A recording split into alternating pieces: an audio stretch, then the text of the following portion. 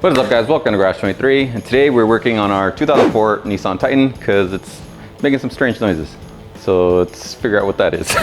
All right, so first thing we're gonna do is get it up on jack stands so we can check all the suspension out.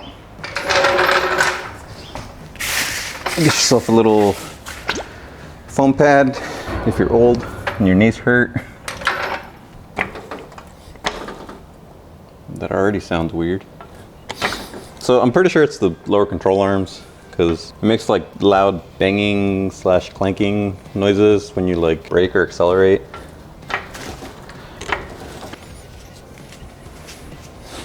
All right, then we'll get our jack stands.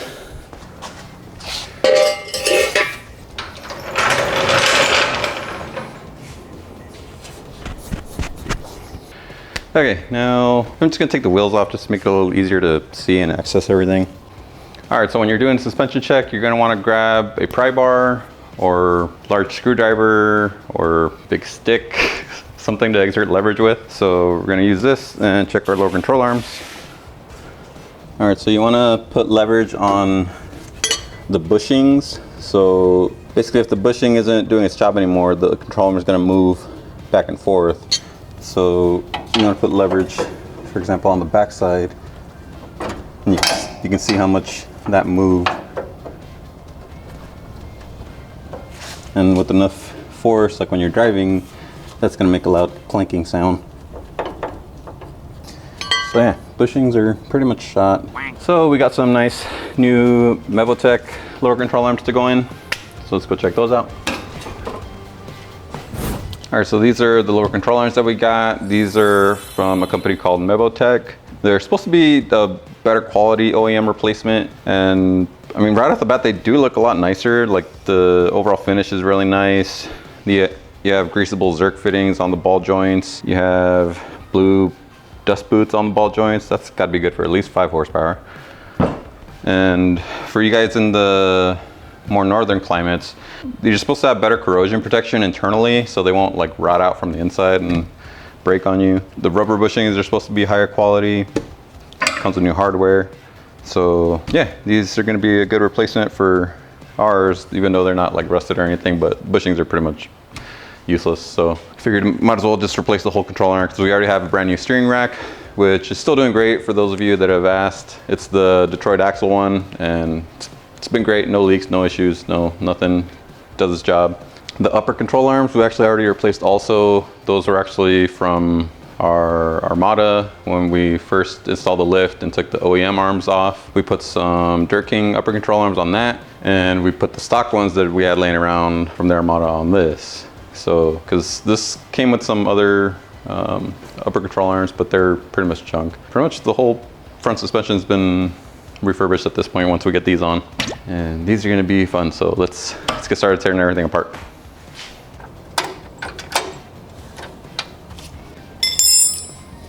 All right, so it's our first sway bar end link. Might want to add, you need to have both wheels up in the air, because if you try to only lift one side up and unbolt the sway bar, it will not let you because of the torsion. It needs to be unloaded, so both wheels either off the ground or both wheels on the ground. It's a truck, so you should be able to get away with this on the ground, but if you need to. So now our sway bar is disconnected on this side. Next up, I'll try to get the ball joint and see how that goes.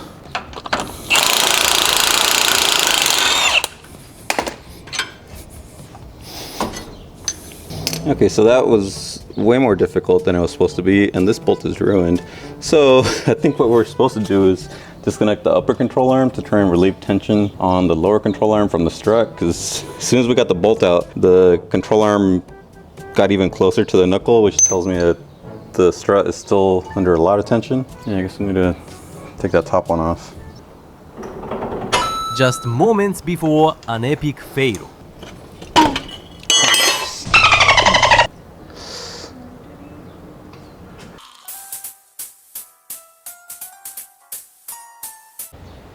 Ow.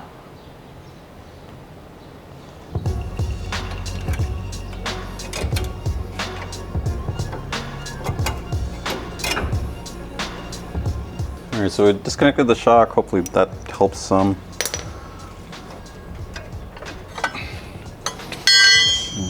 go. I should add, part of the reason this side is being a pain in the ass is this truck was sort of in an accident. The wheel bearing came apart and the wheel came off, and this truck slid on the freeway to a stop. And so the whole bottom section with the ball joint is like ground flat. So I'm guessing that's why it's not letting it come apart as easily as it should. It just makes it more fun.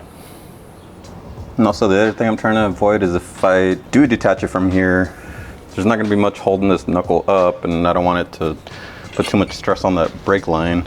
So there's already a lot of stress on the brake line.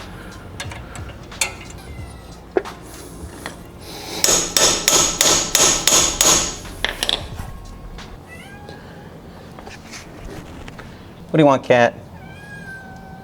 No.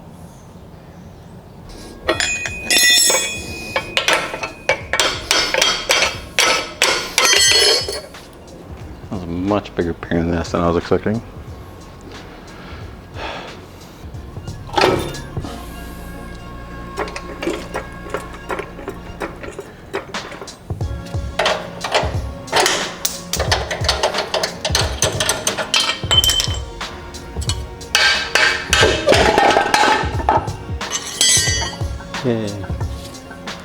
All right, so we have the old control arm out, and yeah, it's not supposed to do that.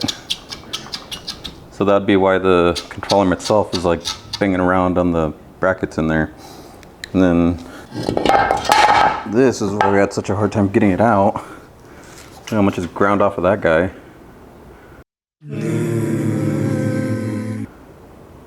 So yeah, time for a new one.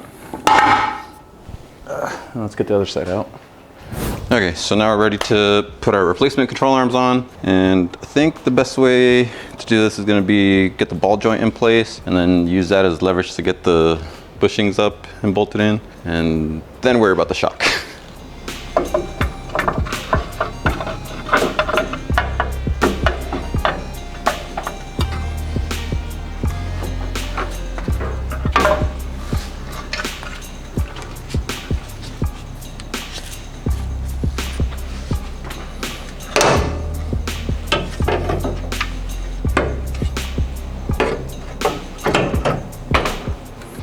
Okay, so for the bottom bolts, we're just gonna make sure that the cams are seated in the little slots in the frame, but we're not gonna tighten everything down just yet. And the reason being that if you tighten them when everything's at full droop, when the car is at ride height or compressed, you're gonna be binding the bushings and causing like preemptive failure basically.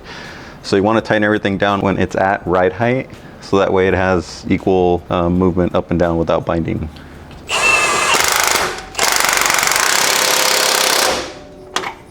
All right, had to replace that bolt since we destroyed the first one.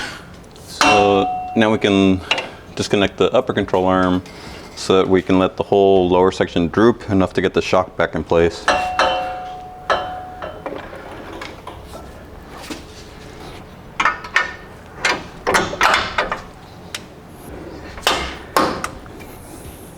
All right, so same thing with the shock. We're not gonna tighten that till the truck is carrying its own weight, because if you tighten it here, it's gonna twist that bushing on the end of the shock. So now we can lift this back up, connect our upper control arm again, and set the truck down. With the wheels, of course. So a minor problem. The hole that they cut for the sway bar end link has like a little piece of slag or just like a burr on it, and it doesn't let the bolt go all the way through. So I'm gonna need to shave that down a bit.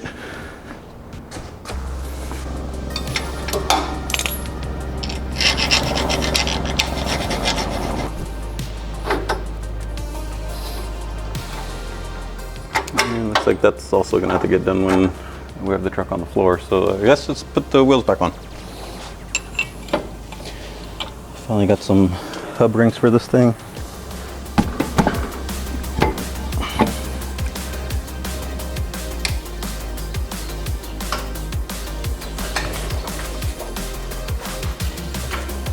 Now we can go ahead and tighten up the shocks and the bushing side of the lower control arms. I'll kill these damn mosquitoes. The alignment's probably gonna be all crazy, but that's why you should always take it again in alignment after replacing major suspension components. Yeah, let's go for a test drive, I guess, and see how bad it is. It should at least not make any more clinking noises, so that was the main goal here. Oh no, we don't have a sway bar. Okay, we have to connect the sway bar still.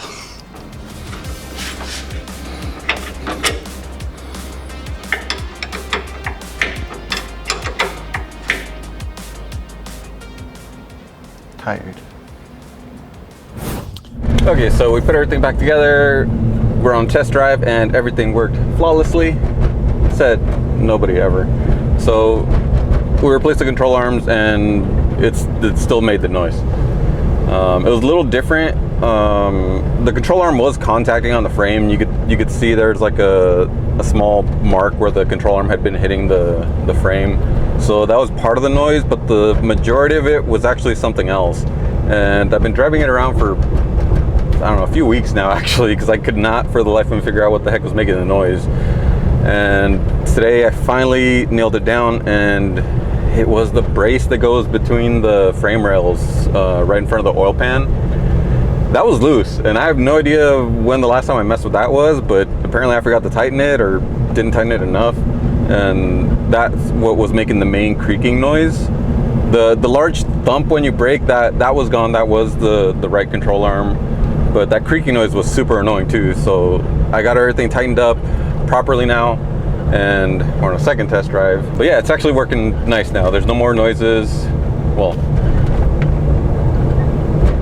there's a lot of noises, but the main loud annoying noises are gone. So that's gonna be it for this episode. Thank you guys so much for watching, and always do your best.